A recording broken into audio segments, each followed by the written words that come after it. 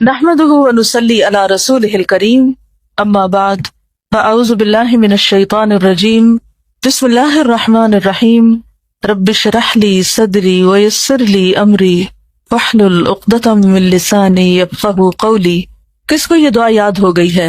اللہم انی اسألک بأن لک الحمد. گڈ. دوسری دعا اللہم انی اسألک بأنی اشہد انک انت اللہ لا الہ الا انت الاحد الصمد الذی لم یلد ولم یولد ولم یکن لہ کفوا احد. آدھی تو آپ کو ویسے ہی آتی ہے. کیا فائدہ ہے اس دعا کے پڑھنے کا؟ خیریت؟ یہ کیا ہو رہا ہے؟ کیسا لگتا ہے میوزک؟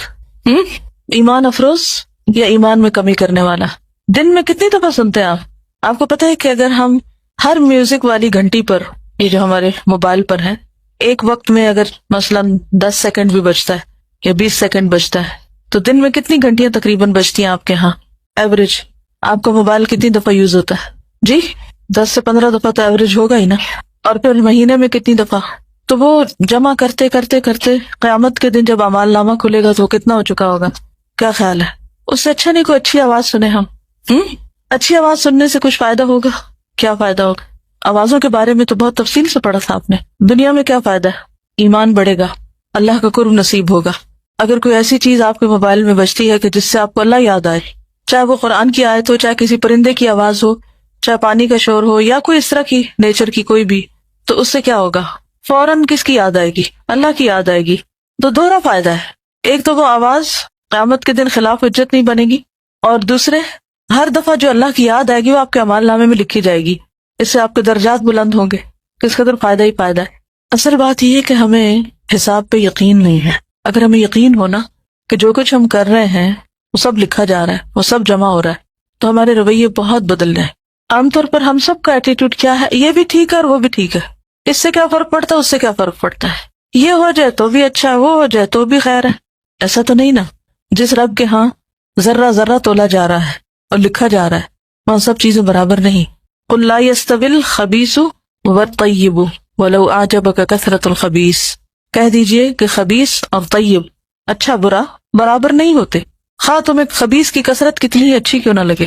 تو چھوٹی چھوٹی چیزوں کا بھی خیال رکھا کیجئے. محض سستی کوتاہی میں اگنور نہ کرتے رہیں، کیونکہ اگنور کرتے کرتے پھر وہ بڑی ہو جائیں گی اور آپ ایسی کیفیت کو جا پہنچیں گی، اتنا نیچے چلی جائیں گی کہ وہاں سے اٹھنا اور نکلنا بھی مشکل ہو جائے گا. کل ہی ہم نے پڑھا تھا نا کہ جو گناہ ہوتے ہیں ان کے اثرات ہوتے ہیں. شر 2 طرح کا ہوتا ہے نا. کون کون سا؟ اندرونی اور بیرونی. بیرونی شر کون سے؟ 4 قسم کے. من شر ما خلق ومن شر غاسق اذا وقب ومن شر النفاثات فی العقد ومن شر حاسد اذا حسد. یہ 4 قسم کے شر ہیں باہر. یعنی انسان کے بیمار ہونے کے لیے، انسان کے ایمان کی کمزوری کے لیے 4 طرح کے شر ہیں. اور پھر اندرونی کون سے؟ اندرونی کیا چیزیں؟ گناہ اور ان کے اثرات جو دل پر ہوتے ہیں. گناہ کا اثر دل پر کیا ہوتا ہے؟ حدیث کی دلیل دیجئے، حدیث سے بتائیے. جب بھی ہم کوئی غلط کام کرتے ہیں تو بلیک ڈاٹ لگ جاتا ہے. اگر ہم توبہ کر لیتے ہیں، اور توبہ کیا ہوتی ہے کہ وہ کام چھوڑ دینا اور پھر شرمندہ ہونا کہ میں نے غلط کیا اور آئندہ کے لیے نہ کرنے کا عہد کرنا، اللہ سے معافی مانگ لینا، تو وہ ڈاٹ جو ہے وہ دھل جاتا ہے. اور اگر ہم یہ نہیں کرتے، یعنی توبہ نہیں کرتے، تو پھر کیا ہوتا ہے؟ پھیل جاتا ہے. ابھی وہ پہلا دھلا نہیں ہوتا کہ ایک اور آ لگتا ہے، اور وہ ابھی دھلا نہیں تو ایک اور لگتا ہے. اگر اس بات کو آپ سمجھنا چاہیں تو آج جب آپ الہدا سے نکلنے لگے تو بالکل بیرونی گیٹ کے ساتھ جو لیفٹ سائڈ پہ کمرہ ہے اس پہ نظر ڈالیں. وہاں ایک چھوٹا سا دروازہ ہے جو وہ لوگ استعمال کرتے ہیں جو عموماً ہاتھ نہیں دھوتے. کل میں گزرتے ہوئے غور کر رہی تھی کہ اس پر اتنی میل جم چکی ہے کہ چونکہ ایک طرف ہے تو کسی کی نظر بھی نہیں گئی. تو میں نے سوچا کہ یہ ایک دن میں نہیں جمی، کیا وجہ ہوئی ہوگی؟ باقی حصہ تو آپ خوب چمکاتے ہیں ماشاءاللہ. میں ایک دن شام کے وقت آئی اور واش رومز میں نے دیکھے تو دل خوش ہو گیا کہ بالکل صاف ستھرے، نو اڈور، نتھنگ، ہر چیز کلین نیٹ. اب مجھے یقین نہیں آیا کہ جہاں اتنے 100 لوگ دن میں یہ واش رومز یوز کرتے ہوں وہاں اتنی صفائی ہو.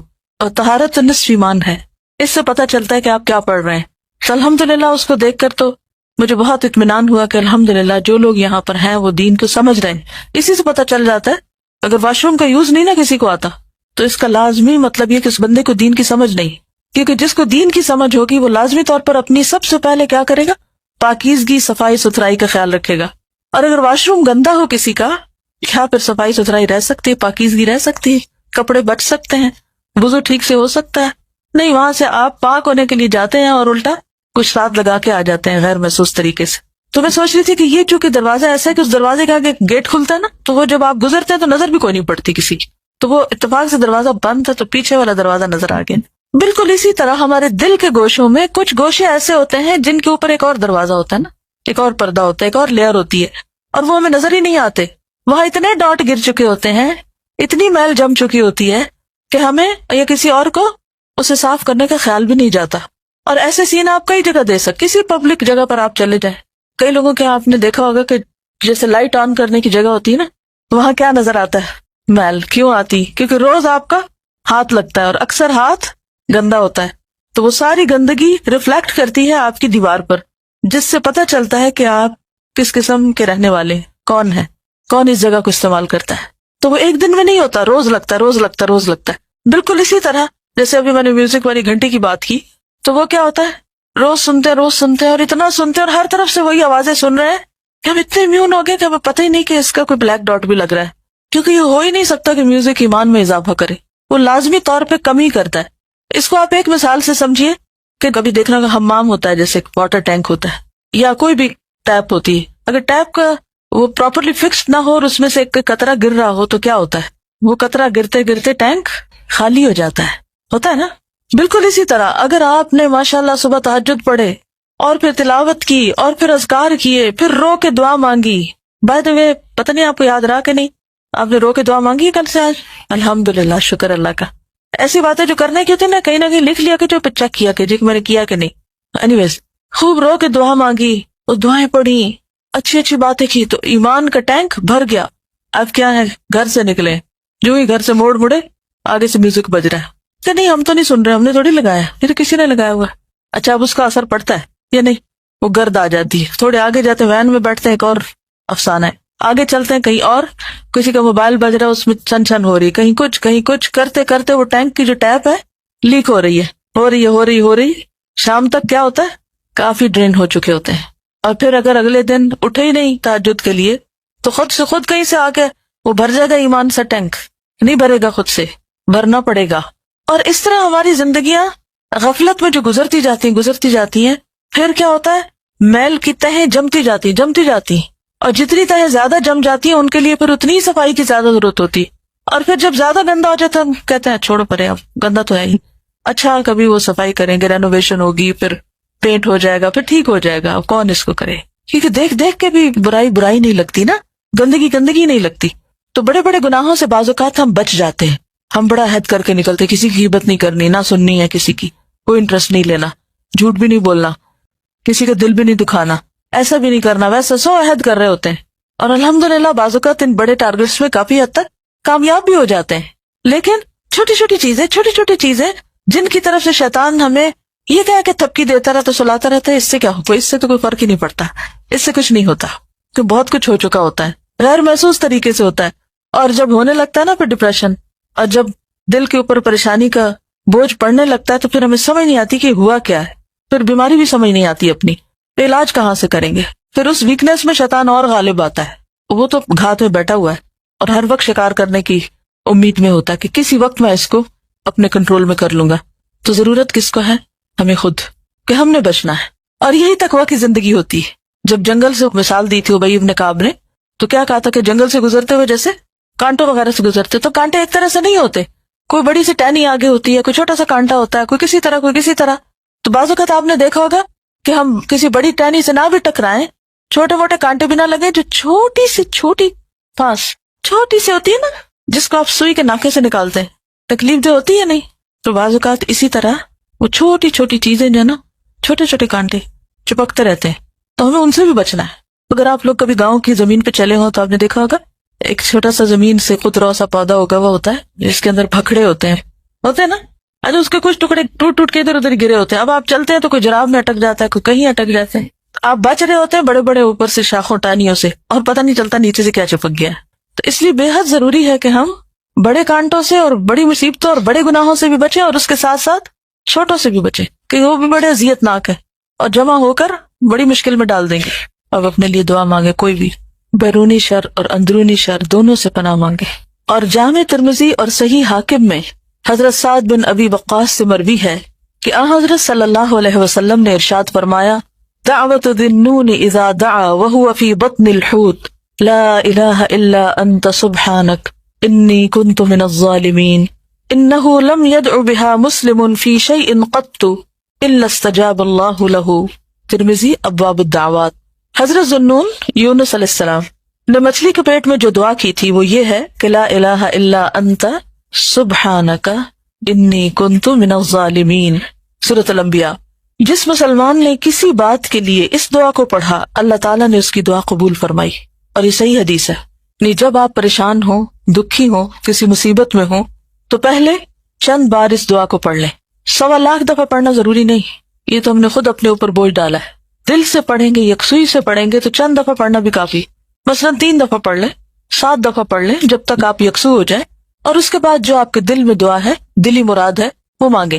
نہیں صحیح حاکم میں حضرت سعد ہی سے مروی ہے کہ رسول اللہ صلی اللہ علیہ وسلم نے فرمایا الا اخبرکم بشیء اذا انزل برجل منکم امر مہم فدعا به یفرج اللہ عنہ. دعاء ذی النون. المستدرک کتاب الدعا. کیا میں تم کو ایک ایسی چیز نہ بتلاؤں کہ تم میں سے کسی کو جب کوئی مشکل پیش آئے تو یہ دعا پڑھے، اللہ تعالیٰ اس کی مشکل کو آسان کر دے گا. اور وہ حضرت ذی النون علیہ الصلاۃ والسلام کی دعا ہے، یعنی لا الہ الا انت سبحانک انی کنت من الظالمین، جس کو آپ آیت کریمہ بھی کہتے ہیں کہ جب کوئی مشکل پیش آئے تو اس دعا کو پڑھ کر اپنے لیے دعا مانگیں. اسی صحیح میں ہی ان سعد سے مروی ہے کہ رسول اللہ صلی اللہ علیہ وسلم نے فرمایا هل ادلکم علی اسم الاعظم دعاء یونس. المستدرک کتاب الدعا. کیا میں تمہیں اسم اعظم نہ بتلاؤں؟ اسم اعظم حضرت یونس علیہ السلام کی دعا ہے. کسی نے کہا یا رسول اللہ هل کان لیونس خاصہ، یا رسول اللہ کیا یہ دعا حضرت یونس کے لیے خاص تھی علیہ السلام؟ حضرت صلی اللہ علیہ وسلم نے فرمایا الا تسمع قوله تعالی فاستجبنا ونجیناہ من الغم وکذلک ننجی المؤمنین فأیما مسلم دعا به فی مرضه 40 مرة فمات فی مرضه ذلك اعطی اجر شہید وان بری مغفورا له. المستدرک. یہ حدیث صحیح نہیں ہے لیکن اس کا آدھا حصہ درست ہے. اور وہ آدھا حصہ کون سا ہے؟ فاستجبنا ونجیناہ من الغم وکذلک ننجی المؤمنین. یعنی جتنا حصہ پچھلی دعاؤں کے ساتھ موافقت کرتا ہے کہ اللہ سبحانہ وتعالیٰ نے ان کی دعا سنی اور اللہ اسی طرح باقی لوگوں کو بھی سنے گا، اتنی بات یہاں تک درست ہے. ٹھیک ہے، لیکن یہ جو بات ہے نا آگے کی 40 بار پڑھے مرض میں تو شہید مرے گا، یہ درست نہیں ہے، یہ موضوع ہے، روایت فیبریکیٹڈ ہے. اور صحیحین میں حضرت ابن عباس سے مروی ہے ان رسول اللہ صلی اللہ علیہ وسلم کان یقول عند الکرب لا الہ الا اللہ العظیم الحلیم لا الہ الا اللہ رب العرش العظیم لا الہ الا اللہ رب السماوات والارض رب العرش الکریم. صحیح بخاری کتاب الدعوات. رسول اللہ صلی اللہ علیہ وسلم بے چینی کے وقت یہ دعا پڑھا کرتے تھے. ترجمہ ہے کوئی لائق عبادت نہیں سوا اللہ بڑائی والے اور تحمل والے کے، کوئی لائق عبادت نہیں سوا اللہ کے جو صاحب عرش عظیم ہے، کوئی لائق عبادت نہیں سوا اللہ کے جو آسمانوں اور زمین اور عزت والے عرش کا مالک ہے، تو مدد تو وہی کرے گا. آپ کبھی بے چین ہوئے؟ ہم سب ہوتے ہیں، لیکن اس وقت ہم پھر کیا کرتے ہیں؟ کوئی بتائے گا کیا کرتے ہیں؟ کچھ بتائیے، شاب بتائیے. ہاں کسی کو فون کرتے ہیں کہ چلو چند باتیں کر کے دل بہل جائے گا. اور کیا کرتے ہیں؟ روتے رہتے ہیں اور بلیمنگ ایٹیچیوڈ، اور تو دوسروں کو برا بھلا کہنا شروع کر دیتے ہیں، بلا وجہ شور مچاتے رہتے، کرینکی ہو جاتے ہیں، اس کو برا بھلا کر، اس کے تھپڑ لگا، اس بچے کا کان کھینچ، اس کے ہاتھ میں روڑ. جی اریٹیٹڈ ہوتے ہیں. کوئی ذرا سی بات کہے تو ایسے شاؤٹ کرتے ہیں جواب میں کہ جیسے پتہ نہیں کیا سر پہ آسمان گرا ہوا ہے، اور دوسرے بیچارے کو پتہ ہی نہیں ہوتا کہ اس کو کیا مسئلہ ہے. کوئی کام ٹھیک سے نہیں کرتے. جی سمجھ نہیں آ رہی تھی کریں کیا، کس طرح نکلے اس مصیبت سے، اور ڈپریس ہو جاتے ہیں یا سلیپنگ پلز لے کے سو جاتے ہیں. بار بار یہ کہتے رہتے ہیں میں بہت پریشان ہوں، میں بہت پریشان ہوں. بعضوں کے کسی سے بات ہی نہیں کرتے، موڈ آف. اور کوئی بیچارہ ذرا سی بات پوچھ لے اس کی شامت. جی آپ کچھ لوگ میوزک سے دل بہلانے لگتے ہیں، کچھ لوگ ڈرنک کرنے لگتے ہیں، کچھ لوگ اور کوئی حرام کام کرنے لگتے ہیں جس سے نفس کو راحت اور لذت ہو. کیا یہ حل ہے؟ یہ حل نہیں ہے. بعض لوگ عبادت ہی کم کر دیتے ہیں، دعا مانگنا چھوڑ دیتے ہیں، یعنی ہر الٹا کام کرتے ہیں اور وہ نہیں کرتے جو کرنا چاہیے.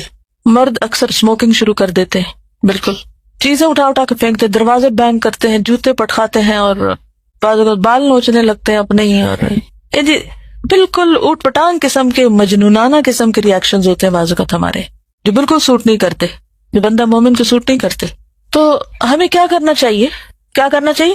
دعا پڑھنی چاہیے. کون سی؟ لا الہ الا اللہ العظیم الحلیم، لا الہ الا اللہ رب العرش العظیم، لا الہ الا اللہ رب السماوات والارض رب العرش الکریم. آپ بھولیے گا نہیں جی، بالکل. یعنی ہم یہ تو سمجھتے ہیں کہ جھوٹ بولنا، چوری کرنا گناہ ہے، لیکن یہ بھول جاتے ہیں کہ نا امیدی اور مایوسی جو ہے وہ بھی گناہ ہے. شابش. بالکل. عموماً کیا ہوتا ہے کہ جب بے چینی ہوتی ہے تو وہ ایک طرح کی دل کے اندر تنگی سی ہوتی ہے، اور اس دعا میں آپ دیکھیے کہ اللہ سبحانہ تعالیٰ کی صفات بیان ہو رہی ہیں، اللہ کی عظمت، اللہ کا حلم. حلم کیا ہوتا ہے؟ بردباری، برداشت.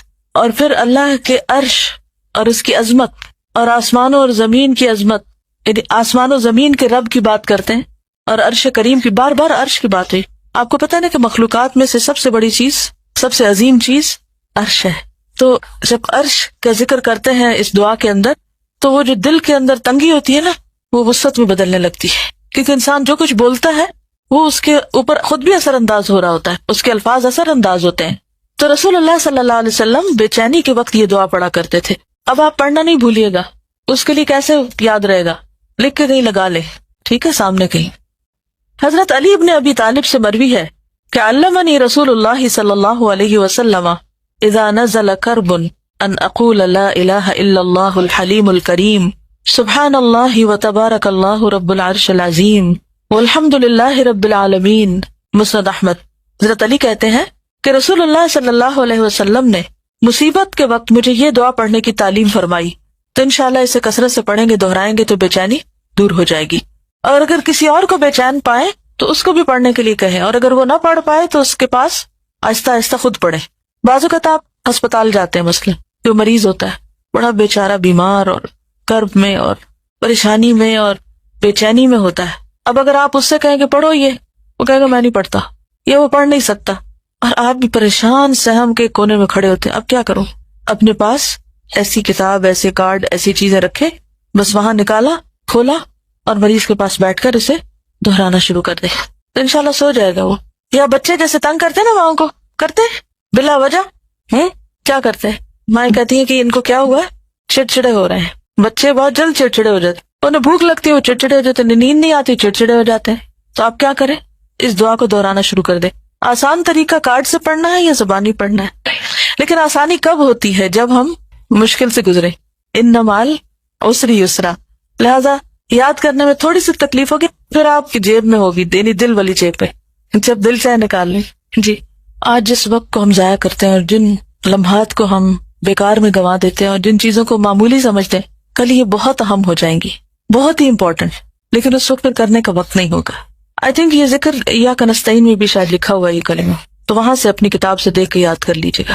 نیز اسی مسند امام احمد میں حضرت عبداللہ بن مسعود سے مروی ہے کہ آن حضرت صلی اللہ علیہ وسلم نے ارشاد فرمایا، ما اصاب احدا قط هم ولا حزن فقال اللهم انی عبدک ابن عبدک ابن عمتک ناصیتی بیدک ماض فی حکمک عدل فی قضاؤک اسألک اللهم بكل اسم هو لک سمیت به نفسک او علمته احدا من خلقک او انزلته في كتابك او استأثرت به في علم الغيب عندك ان تجعل القرآن ربيع قلبي ونور صدري وجلاء حزني وذهاب همي وغمي الا اذهب الله همه وحزنه وابدله مكانه فرجا.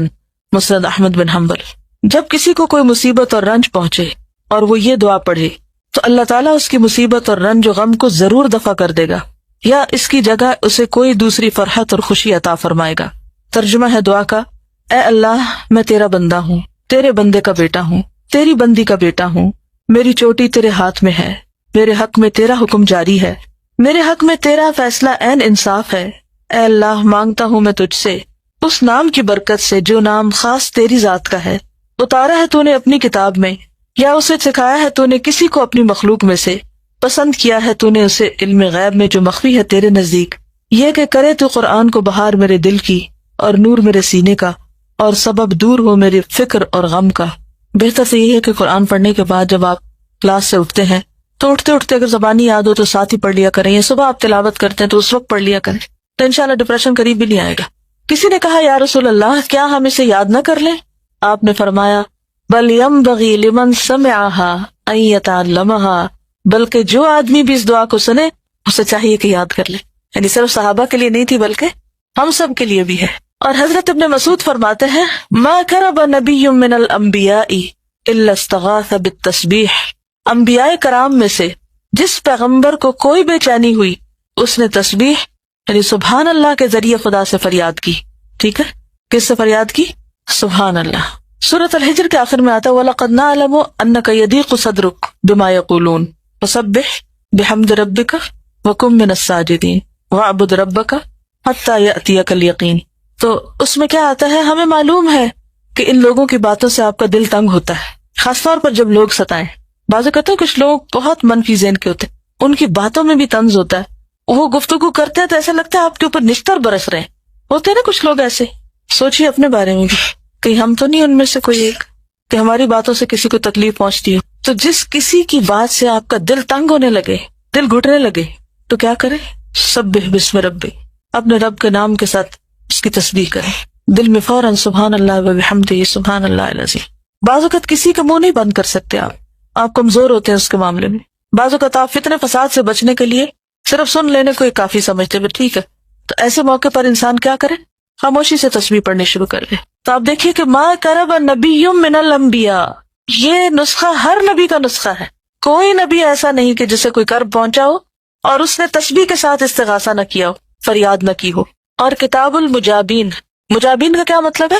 جن کی دعائیں قبول ہوئی، جن کی دعائیں قبول ہوتی ہیں۔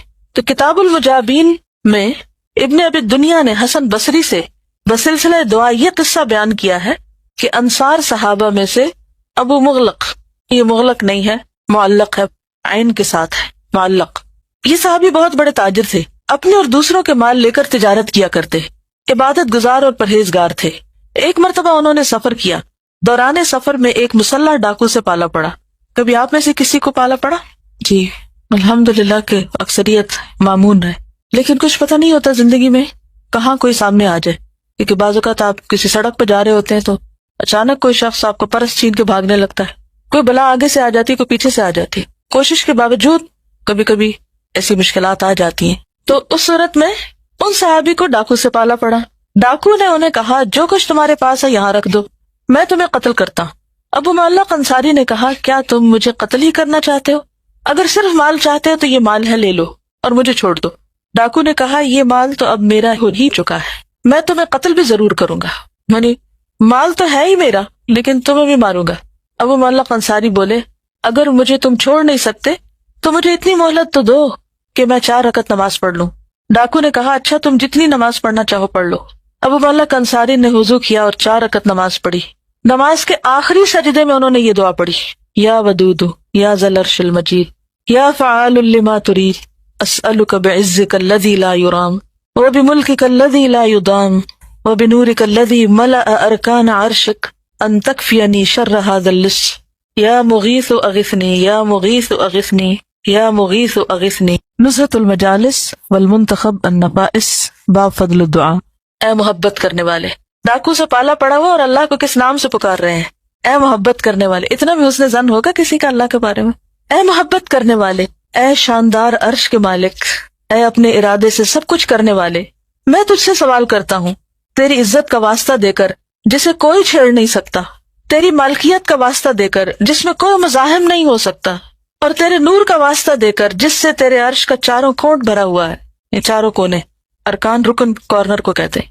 اس چور کے شر سے مجھے بچا لے، اے فریاد رس میری مدد کر، اے فریاد رس میری مدد کر، اے فریاد رس میری مدد کر۔ 3 مرتبہ انہوں نے یہ دعا پڑھی۔ اسی وقت ایک سوار نمودار ہوا، اس کے ہاتھ میں نیزہ تھا جو گھوڑے کے سر پر 2 کانوں کے بیچ میں رکھے ہوئے تھا۔ ڈاکو سوار کی طرف دیکھ رہا ہے، سوار فوراً اس کی طرف لپکا اور اسے نیزے میں پرو دیا، یعنی ڈاکو کو مار ڈالا۔ اس کے بعد سوار نے ابو معلق انصاری سے کہا اٹھو، سر اٹھاؤ۔ ابو معلق انصاری بولے میرے ماں باپ تم پر قربان، تم ہو کون؟ آج تمہارے ذریعے اللہ تعالیٰ نے میری کاربراری فرمائی ہے۔ سوار نے کہا میں 4تھے آسمان کا ایک فرشتہ ہوں۔ جس وقت تم نے بارگاہ الہی میں دعا کی تو اس دعا نے آسمان کے دروازے ہلا دیے۔ تم نے دوسری مرتبہ دعا کی تو آسمان والوں میں کھلبلی مچ گئی۔ تیسری مرتبہ دعا کی تو مجھے حکم ہوا کہ یہ ستم رسیدہ آدمی کی دعا ہے، بس میں نے بارگاہ الہی میں درخواست کی کہ اس کام پر مجھے مامور کیا جائے، چنانچہ میں تمہاری مدد کے لیے یہاں پہنچا ہوں۔ حضرت حسن بصری کہتے ہیں جو شخص وضو کر کے 4 رکعت نماز پڑھے اور مذکورہ دعا پڑھے تو اس کی دعا ضرور قبول ہوگی، وہ ستم رسیدہ ہو یا نہ ہو۔ ستم رسیدہ مصیبت میں پڑا ہوا ہو یا نہ ہو۔ تو خلاصہ دعا کا کیا ہے کہ اللہ کو اس کے اچھے اچھے ناموں سے پکار کر دعا کی جائے، اور یہ اللہ سبحانہ وتعالیٰ نے خود بھی حکم دیا ہے۔ کہاں؟ قرآن مجید میں وَلِلَّهِ الْأَسْمَاءُ الْحُسْنَى فَادْعُوهُ بِهَا، اللہ کے ہیں اچھے اچھے نام، ان ناموں کے ذریعے اس کو پکارو۔ اب یہ اس نے کہیں پڑھے نہیں تھے اور نہ کہیں سے نقل کر کے لایا تھا اور نہ کہیں کاغذ رکھا ہوا تھا کہ کارڈ نکالتا اور پھر پڑھتا، یہ اس کے دل کے الفاظ تھے، یہ اس کا اللہ سبحانہ وتعالیٰ سے ایک تعلق تھا، ایک محبت کا تعلق، اللہ سے حسن ظن تھا، اور پورے درد کے ساتھ پکارا ہوگا۔ جب موت سر پہ کھڑی ہو تو انسان کیسے پکارے گا؟ اور پھر یہ بھی آپ کو پتا نا کہ دعائیں اوپر اٹھتی ہیں، پھر دروازے کھلتے ہیں ان کے لیے یا نہیں کھلتے۔ قرآن مجید میں آتا ہے نا الیہ یصعد الکلم الطیب والعمل الصالح یرفعہ، کیا مطلب ہے اس کا؟ الیہ اس کی طرف، یصعد چڑھتے ہیں، کیا؟ الکلم الطیب پاکیزہ کلمات، والعمل الصالح اور نیک عمل، یرفعہ اس کو اور اوپر اٹھاتا ہے۔ تو نفل پڑھنا، یہ 4 رکعتیں پڑھنا کیا نیک عمل ہے، صدقہ کرنا کیا نیک عمل ہے، قرآن پڑھنا کیا نیک عمل ہے۔ تو کوئی بھی نیک عمل جب آپ کرتے ہیں تو اس کے بعد جو دعا آپ کرتے ہیں وہ دعا اس کے ذریعے اوپر اٹھتی ہے۔ نیک عمل ایک طرح سے کیریئر بن جاتا ہے، دعا اس میں بیٹھ جاتی ہے اور پھر اوپر سیر کر کے چلی جاتی اور وہ اوپر تک پہنچا دیتی، بعض دعائیں 7ویں آسمان تک پہنچ جاتی۔ اور یہ بھی آپ کو معلوم ہے کہ جب ہماری دعائیں گزر رہی ہوتی ہیں نا تو فرشتے ان کو سن رہے ہوتے ہیں، کون کیا مانگ رہا ہے۔ یہ کہاں سے پتہ چلتا ہے؟ کوئی دلیل دے۔ آپ کو یاد ہوگا نا کہ بعض اوقات کوئی ایسا شخص جو کبھی دعا نہیں مانگتا تو پھر کبھی مصیبت کے وقت مانگتا ہے تو فرشتے کیا کہتے ہیں؟ یہ کوئی اجنبی سی دعا ہے، اجنبی سی آواز ہے، کوئی ایلین ہے، پہلے تو کبھی آواز نہیں سنی۔ لیکن جو لوگ ریگولرلی دعائیں مانگتے ہیں ان کی دعائیں سنی جاتی ہیں، اور فرشتے بھی ایسے لوگوں کے لیے آمین کہتے ہیں، خاص طور پر ان کے لیے جو کسی اور کے لیے دعائیں مانگ رہے ہوں، اور خود اپنی طرف سے بھی دعائیں مانگتے ہیں اہل ایمان کے لیے۔ تو ضرورت کس بات؟ یہ کرنے کا کام کیا ہے؟ پھر کیا کرنا چاہیے ہم کو؟ دعائیں تو مانگنی ہیں، لیکن کیسے؟ دل کے ساتھ۔ تو دل سے کیسے نکلیں گی؟ جب دل میں اللہ کی محبت ہوگی، اللہ کی ذات پر یقین ہوگا، اعتماد ہوگا، اس کی قدرت کا، اس کی باقی صفات کا، کہ وہ کر سکتا ہے، اور جو میں چاہتا ہوں وہ مجھے عطا کر سکتا ہے، وہ دے سکتا ہے۔ تو انشاءاللہ پھر پوری تاثیر کے ساتھ وہ دعا اوپر جائے گی۔ قرآن پاک میں آتا ہے نا وَلِلَّهِ جُنُودُ السَّمَاوَاتِ وَالْأَرْضِ، کیا مطلب ہے؟ آسمان و زمین میں اللہ کے لشکر ہے، اللہ کی ملکیت میں۔ وَمَا يَعْلَمُ جُنُودَ رَبِّكَ إِلَّا هُوَ، تیرے رب کے لشکروں کو اس کے سوا کوئی جانتا ہی نہیں، وہ تو کسی کے ذریعے بھی ہماری مدد کرا سکتا ہے۔ کمی ہمارے اندر ہوتی ہے، کس چیز کی؟ یقین کی۔ ہم ڈاواں ڈول ہوتے ہیں، مانگے کہ نہ مانگے، پتہ نہیں قبول ہوگی کہ نہیں ہوگی۔ جزاکم اللہ خیرا۔ سبحانک اللہم و بحمدک نشہد ان لا الہ الا انت نستغفرک و نتوب الیک۔ ڈاکٹر فرحت ہاشمی صاحبہ کے مستند بیانات سننے کے لیے ہمارے چینل قرآنک پلس کو سبسکرائب کریں۔ یہاں قرآن و حدیث کی روشنی میں حقیقی رہنمائی اور روحانی ترقی کے خزانے ملیں گے۔ ابھی جڑیں اور دین کو گہرائی سے سمجھیں۔